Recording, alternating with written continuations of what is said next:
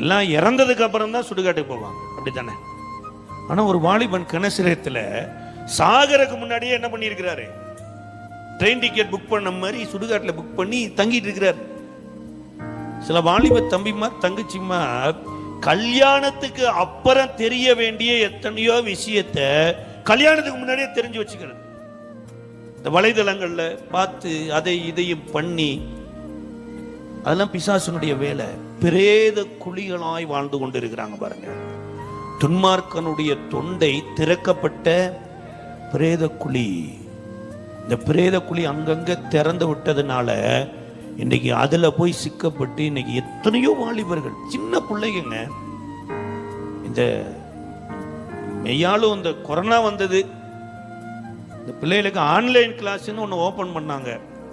அந்த பிள்ளைங்க ஆன்லைன்ல கிளாஸ்ல போச்சோ இல்லையோ, அது எதுலயோ